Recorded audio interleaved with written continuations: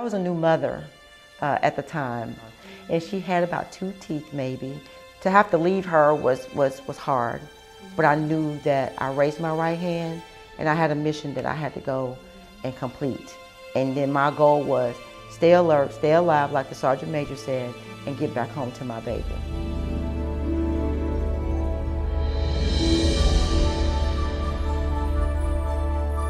The first service that I wanted to join, because of my grandfather, was the Navy. I wanted to be a navigator, but unfortunately during that time, females were not able to do so. So I marched myself right on down to the Army recruiting office, and the Army said, yes, if you score a certain score, 50 or better on the ASVAB, we'll pay back your college loan.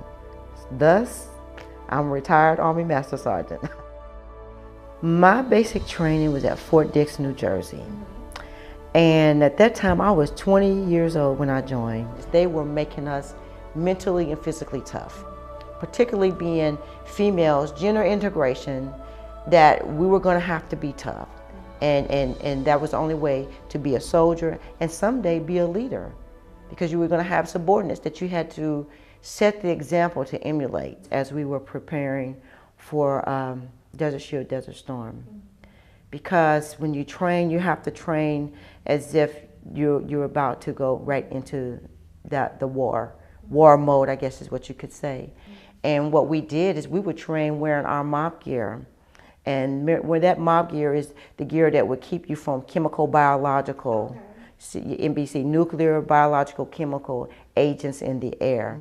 We had seen so much horror stuff on TV, because you know how the news can be about Saddam putting gas on his own people and things of that nature. But I raised my right hand, and I knew that if I got deployed, it would be a good chance that I would return home, and it would also be a chance that I may not. But my baby had just started walking. You know how they do weeble wobble? You know, usually weeble wobble and they don't fall down, but our children, they weeble wobble and they do fall down.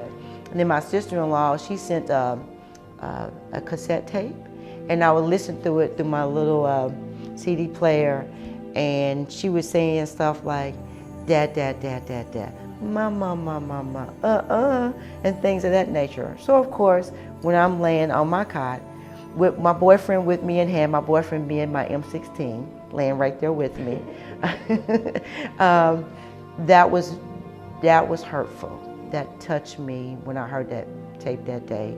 And I just walked outside, and it was dark, and just looked up to the sky and just asked the Lord to get my husband and I back home safe and to take care of our baby while we were away. So that was very touching to me at the time. If it's in your heart that you care about others, then do what your heart says do. And if it is to serve, then I say raise your right hand and serve.